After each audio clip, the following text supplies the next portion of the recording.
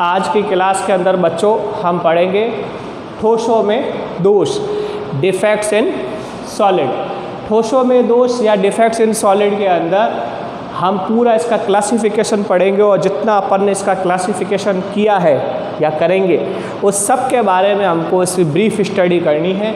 यहाँ से ठोसों में दोष से 100% एक क्वेश्चन आता है, क्योंकि इसके अंदर टोटल 9 से 12 पॉइंट शामिल है। तो देखो, सबसे पहले मैंने आपके सामने फ्लो चार्ट बनाया है, एक एक पॉइंट को एक्सप्लेन करते हुए चलता हूँ। सबसे पहले अपना टॉपिक क्या है, आज का टॉपिक हमारा क्या है, ठोसों में दोष। कौन सा टॉपिक है, ठोसों में दोष, डिफेक्ट्स इन सॉलिड।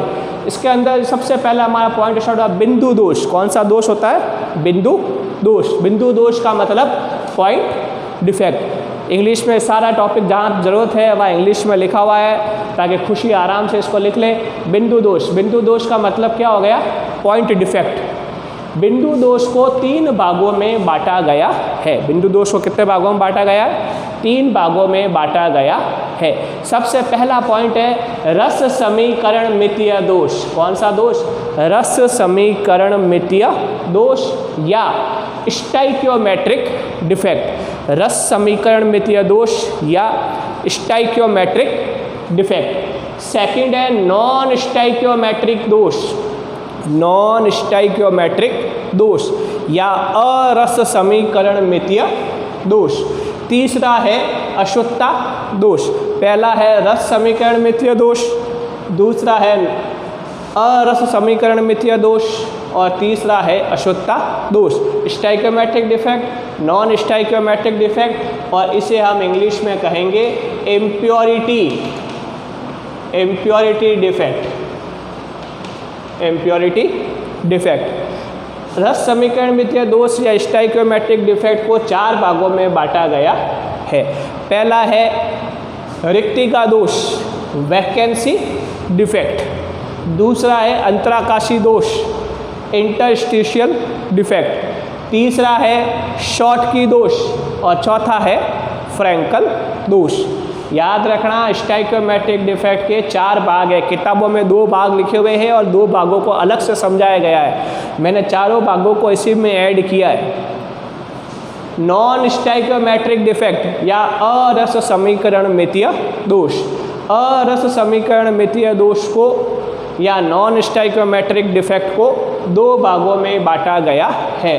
धातु आधिक्य दोष, धातु आधिक्य दोष को इंग्लिश में कहेंगे metal axis, metal axis defect, metal axis defect. और धातु न्यूनता दोष को कहेंगे metal deficiency, metal deficiency defect, metal deficiency defect. पहला है, याद रखना, फिर से बोलता हूँ, नॉन स्टाइकियोमेट्रिक डिफेक्ट को 2 भागों में बांटा गया है, धातु आधिक्य दोष और धातु न्यूनता दोष। धातु आधिक्य दोष का मतलब है मेटल एक्सिस डिफेक्ट और धातु न्यूनता का मतलब हो जाएगा मेटल डिफिशियंसी डिफेक्ट। धातु आधिक्य दोष को फिर से 2 भागों में बांटा गया है। धनायन की वृद्धि, मतलब यहाँ पे धनायन की मात्रा क्या हो जाएगी, बढ़ जाएगी, मतलब धनायन इंक्रीज होगा। और या फिर क्या हो सकता है, ऋणायन की कमी, ऋणायन क्या हो जाएगा, डिक्रीज हो जाएगा। इसी तरह से धातु न्यूनता दोष को फिर से 2 भागों में बांटा गया है। धनायन की कमी, पॉजिटिव क्या हो जाएगा, डिक्रीज हो जाएगा, या ऋणायन की वृद्धि, नेगेटिव क्या हो जाएगा, इंक्रीज हो जाता है। तो ये इसका पूरा फ्लो चार्ट है। तो स्टार्टिंग हम इसका अगर वर्णन करेंगे तो स्टार्टिंग हम कहाँ से करेंगे, बिंदु दोष से। कहाँ से स्टार्ट करेंगे, बिंदु दोष। क्या होता है बिंदु दोष, किसी क्रिस्टल में अवयवी कणों की व्यवस्था, किसी क्रिस्टल में अवयवी कणों की व्यवस्था में होने वाला विचलन को बिंदु दोष कहते हैं। अब अवयवी कणों की व्यवस्था में होने वाले विचलन का मतलब ये है कि किसी भी क्रिस्टल में अवयवी कण अपनी अपनी जगह पर स्थायी रूप से प्रेजेंट है, परंतु जब कोई अवयवी कण अपनी जगह से बार बार हट जाता है और एक अवयवी कण के एक स्थान से दूसरे स्थान पर बारंबार हटने या क्रिस्टल के स्थायित्व को भंग करने की प्रक्रिया को विचलन कहते हैं। विचलन का मतलब होता है डेविएशन। विचलन का मतलब क्या होता है? डेविएशन। तो बिंदु दोष सवाल आता है, ये 2 बार बोर्ड में आया हुआ क्वेश्चन है। क्वेश्चन आया था बिंदु दोष को परिभाषित कीजिए, डिफाइन पॉइंट डिफेक्ट। तो अपन को उसमें इतना ही लिखना था, किसी क्रिस्टल में अवयवी कणों की व्यवस्था में होने वाला विचलन बिंदु दोष कहलाता है। डेविएशन इंग्लिश में बोल रहा हूँ, ध्यान से सुन लेना खुशी। Deviation of constituent particles in crystal is called point defect. वापस रिपीट करता हूँ, deviation of constituent particles in crystal is called point defect. समझ में आ गई बात? बिंदु दोष में क्या होगा, अगर मान लो एक क्रिस्टल के अंदर 40 अवयवी कण हैं, 40 अवयवी कणों से कोई क्रिस्टल बना हुआ है, तो 40 में से 3-4 ऐसे कण होंगे जो बार बार अपनी जगह बदलते रहते हैं, जिससे क्रिस्टल के स्थायित्व स्टेबिलिटी बार बार बदलती रहती है, जिसके कारण उत्पन्न दोष को बिंदु दोष कहा गया है या इसे पॉइंट डिफेक्ट कहा गया है। पॉइंट इसलिए बोला गया है क्योंकि हमने अवयवी कणों को गोलाकार कण स्फेरिकल पार्टिकल्स माना है, इसीलिए इसका नाम बिंदु दोष दिया गया है।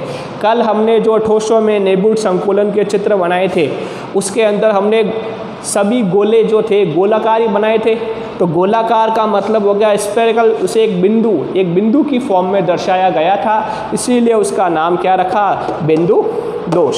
सेकंड टॉपिक हमारे इसके अंदर फ्लो चार्ट के अंदर हमारा आता है रस समीकरण मितीय दोष या स्टाइकियोमेट्रिक डिफेक्ट। स्टाइकियोमेट्रिक डिफेक्ट का मतलब क्या होता है?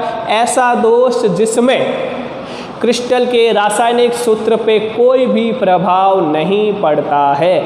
मतलब पहले और बाद में, दोष होने से पहले और डिफेक्ट उत्पन्न होने के बाद में, दोनों ही कंडीशंस में क्रिस्टल के रासायनिक सूत्र केमिकल फॉर्मूले में कोई भी चेंजेस नहीं आता है, उसे रस समीकरण मितीय दोष या स्टाइकियोमेट्रिक डिफेक्ट कहते हैं। 11th क्लास में पढ़ा था स्टाइकियोमेट्रिक रिएक्शंस, क्रियाकारक और क्रियाफल दोनों ही कंडीशंस के अंदर वॉल्यूम के अंदर उसके एटॉमिक वेट या मॉलिक्यूलर वेट में कोई भी चेंजेस नहीं आता था।